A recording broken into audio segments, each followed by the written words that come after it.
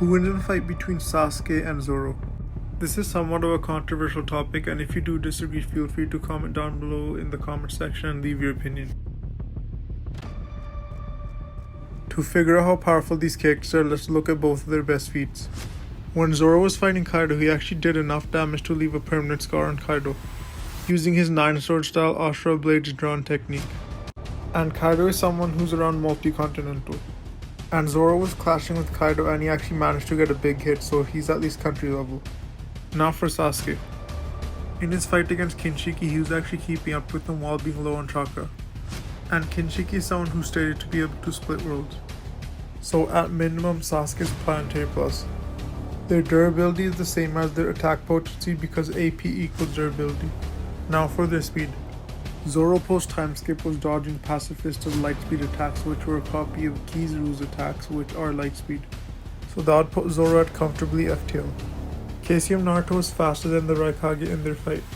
And as it says here, the Raikage is almost the speed of light. If he was almost light speed in Shippuden, maybe he was like 16, 17, imagine how fast he would be in his 30s in Boruto. And Naruto and Sasuke are always relative in speed and power, excluding Baryon mode, so that would mean Sasuke is at least 1 to 2 times FTL. So to briefly summarize both their abilities, Zoro's attacks mainly consist of sword slashes and just like dashing at people with his sword. Zoro also has 3 types of haki, one of them being Conqueror's haki. He can knock out weak people with his presence, he can also infuse it with his sword to make it stronger. Armament haki basically coats your whole body in basically a hardened like armor, and you can use it for offense and defense. And the last type of haki he has is observation haki. It basically allows him to see dangers before it actually happens.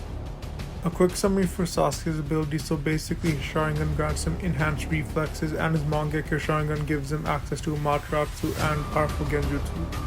So his Rinnegan, which is his stronger eye, basically allows him to use planetary devastation. He can also teleport around the battlefield and absorb souls as well. That's just to name the main ones, and the Mangekyo Sharingan also grants him the Susanoo, which I forgot to mention. Now that we know both of these characters' powers, who actually wins in a one-on-one fight? I believe that Sasuke wins, and here's why. So my first reason is because Sasuke's skills way higher, like Zoro is around country to continental and Sasuke is at least planetary.